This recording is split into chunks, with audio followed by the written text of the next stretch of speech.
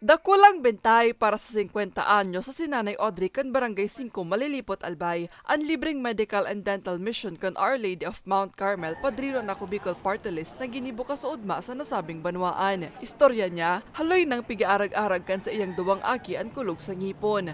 Kaya pigaprobitsaran niya na ang pagkakataon na may pakonsulta ang mga ini sa dentista. Kung mabayad po kami, nakul kung bayadan sa kapag pagabot po, saan ka lang po 500 pesos o 400. Kami man po, mahirap man lang po, di kaming so kwartang dakol, kaya di kaming bunot kang ngipong duwa kang aki. Si Nanay Judy, matyaga man na nagpila sa medical mission nga ni mapacheck upan ang pagparatanglay kan sa iyang abaga. Wala na tabang na ang benepisyo na ano yung di ba ko lang sako siguro sa mga pag-iriba ko man parehong tios.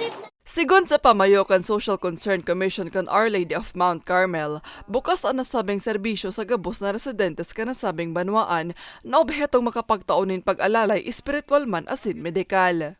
Very cooperative sinda, tingnan mo naman, or very orderly, and kung ano ang mga ang mga orders tigsurunod ninda.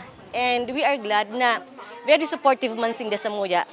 Apwera sa medical asin dental mission, nag-opresirma ng libreng x-ray asin ECG and mobile clinic kan Sunwest Care Foundation Incorporated. Ini po as libre na, di na po sinda maharayo, ta mismong si mobile clinic na po so nagdigde para po sa inda para po magtaon ng libreng serbisyo po sa mga Saro sa mga nag-aprobitsyar kan ECG ang 71 anyo sa si Lola Realina kan Barangay 4. Para po simple po so ako lang ang bagakang kwarta, dahil kitang kwarta, na lang, palibro.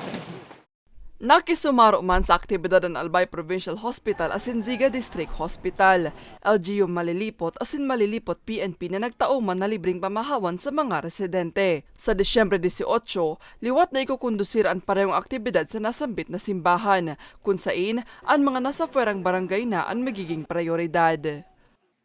Para sa mga storyang tatak, Bicol, Maria Lorenzana.